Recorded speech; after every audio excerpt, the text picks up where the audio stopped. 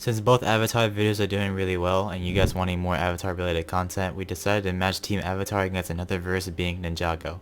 Both series being similar as well because of their elements. For the matchups we will include the OG Ninjago team along with Lloyd, so both sides are even. The matchups will include Aang vs Lloyd, Zuko vs Kai, Cole vs Toph, Zane vs Katara, and Jay vs Sokka. Or Sokka, I don't know. Now with the matchups decided, let's begin the scaling. Before we begin the video, we've been getting a lot of viewership lately and our recent videos show that around 1000% of you guys are not subscribed. So if you do enjoy our content and want us to make more videos, be sure to subscribe. Starting with Aang, he should be the strongest avatar up until his time, as each avatar gets progressively stronger, as well as gaining the power from all previous avatars. This will include avatars such as Kyoshi and Roku. Kyoshi having a feat ranging anywhere from island to continental, being able to split and push land masses, generating lava in the process, even forming a storm when reappearing. Aang by proxy would be above these feats. Not only that, but Aang would scale above Yanchen, a past avatar shown to move massive clouds. The power to do this requiring large mountain to possibly even island levels. Moving up from this, we have the spirit of Yue and Law. These spirits governing the balance of the world, acting as the moon and oceans themselves. Also articulated as yin and yang. Admiral Zhao then grabs and damages Yue, this resulting in the absence of the moon and crumble of the world's balance. Aang, enraged by this, becomes one with the ocean spirit, representing the ocean's wrath. Yue and Law being direct parallels, representing the moon and ocean themselves, meaning Aang fused with a spirit requiring moon levels of power. This is more backed up with the fact that the avatar can wield vast cosmic energies. Also to remind you, Yang is a pacifist, so take that as you will. The scaling for Aang can also get more wacky, with the chakra gate to all energy in the universe statement, as well as the Buddhism and Hinduism inspiration for the series. Moving on to speed, it's clear characters shoot lightning as well as react, redirect, and even dodge it. Aang having a feat of this directly against Ozai, and while in Avatar his speed would be between massively hypersonic to sub-relativistic. Being an avatar, he would have access to every bending nature, being a great adapter and master of the elements. Aang also uses his mastery over air to solidify himself a very agile and quick opponent, being described as Twinkle Toes by Toph. For the rest of Team Aang, I'll just be quick and upscale, and give ranges for their AP. Zuko being somewhat similar to that of Toph, who has a direct town feat, while holding up a giant sinking library, as well as to scale above Combustion Man, who vaporizes a column of water, which also requires town levels of power, making Zuko's range of AP town to small city. Zuko is shown to react and redirect lightning, making his speed massively hypersonic plus. Zuko has the master of fire on his side, often attacking the opponent's feet, redirecting their balance, giving him the advantage, granting him incredible offense.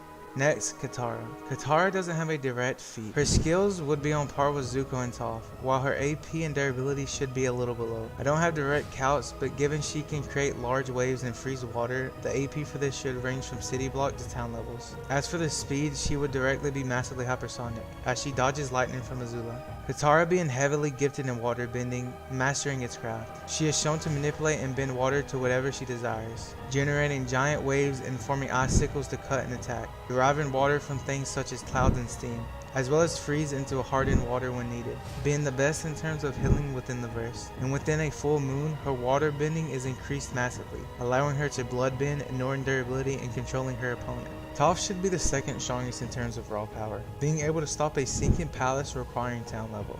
Given this, as well as the fact that she would be equal to, if not above the likes of Katara and Zuko, given her ranges of AP from town to small city like Zuko. Her speed should also be equal to theirs, making her massively hypersonic plus. Toph is a generational prodigy. Blind Bandit is the best there is when it comes to earth bending, even going as far as to create her own bending. Metal bending allows her to manipulate and use metal to her will. She would also have mastery over every form of earth, like sand, mud, and metal. While she is blind, this comes into her favor. Augmenting this, she is able to sense and feel vibrations, somewhat acting as precog, attacking the opponent's feet and altering their stance. Being a master of her element, this gives her top-notch defense.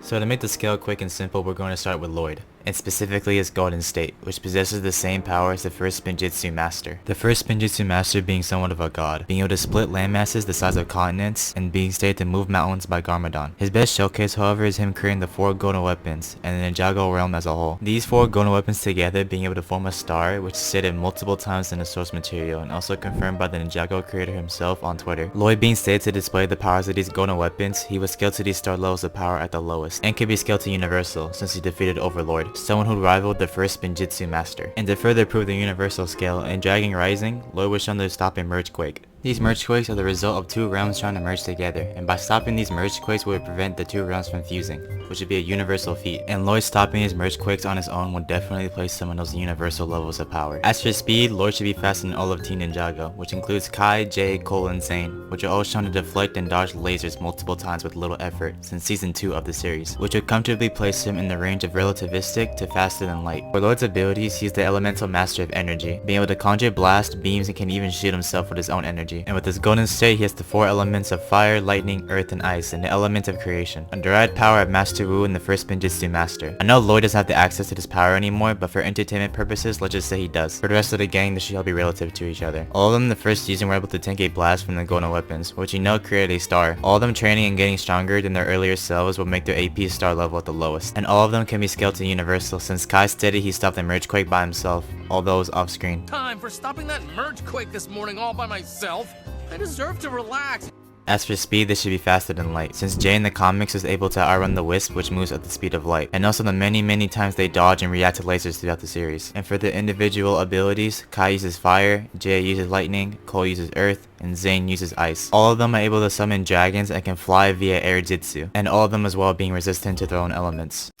Now that we've seen the scaling, let's dive into the matchups. Unfortunately, all these fights are quite one-sided. Take Aang vs Lloyd for example. While they may both be chosen ones, Lloyd is gonna make Aang look like a fucking air blower. Aang lacks the speed and power to even scratch Lloyd. His only chance would be bloodbending, but Lloyd would just simply blitz him before he can do anything. Then there's Zuko vs Kai. Zuko's like a candle compared to Kai, and not to mention Kai's fire resistance doesn't help Zuko's case at all. A mere spark from Kai will melt Zuko without much effort. Moving on to Cole vs Toph. As we discussed in our Teen 7 vs Avatar video, being a ninja means agility, putting Toph at a significant disadvantage, but even without that, Cole will still overwhelm her. Zane vs Katara presents another lopsided matchup. Nothing in Katara's arsenal poses a threat to Zane. She can't freeze him since he controls ice, and she's lacking metal bending abilities, leaving Zane with an easy win. And lastly, Jay vs Sokka. Well, what else is there to say? In conclusion, there is really nothing much they can do against Team Ninjago. Each of them can just slow the Avatar verse with even their lowest scaling. Team Ninjago takes this negative difficulty.